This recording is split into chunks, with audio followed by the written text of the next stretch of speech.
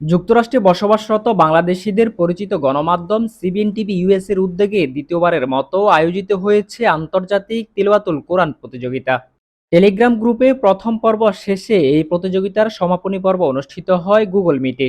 এতে দেশের বিভিন্ন স্থান থেকে 5 জন অংশগ্রহণকারীকে বিজয়ী ঘোষণা করা হয়। وَإِذْ يَرْفَعُ إِبْرَاهِيمُ الْقَوَاعِدَ مِنَ الْبَيْتِ وَإِسْمَاعِيلُ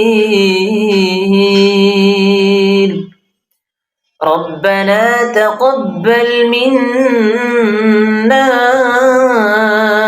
إِنَّكَ أَنْتَ السَّمِيعُ الْعَلِيمُ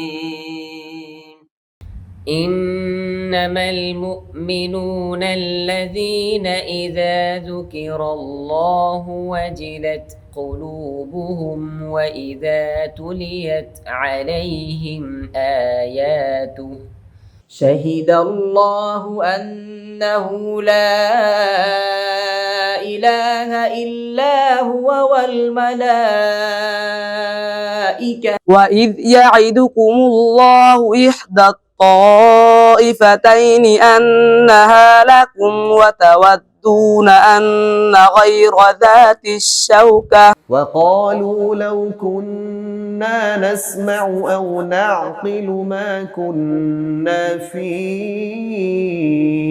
أصحاب السعير।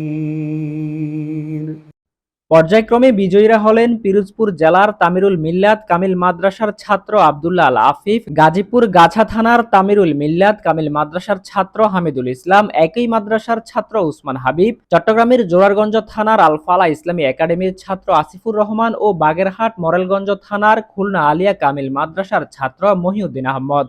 আয়োজকরা জানান, প্রাথমিক পর্বে বাংলাদেশের 40টি জেলা থেকে 160 জন রেজিস্ট্রেশন করেন, যেখান থেকে প্রথম পর্বে দেশের বিভিন্ন স্থান থেকে 110 জন প্রতিযোগী অংশগ্রহণ করেন। পরে বিজ্ঞ আলেমদের বিচারে 20 জনকে সমাপনী পর্বের জন্য বাছাই করা হয়, যেখান থেকে 5 জনকে পুরস্কৃত করা হয়েছে। বিজয়ীদের মাঝে ক্রম অনুযায়ী নগদ অর্থ এবং সনদ তুলে দেওয়া হয়েছে। পুরো আয়োজনে গ্র্যান্ড স্পন্সর হিসেবে ছিল এসেনশিয়াল হোম কেয়ার ও Queens social adult day care center Inc. Desk report, CBN TV, USA।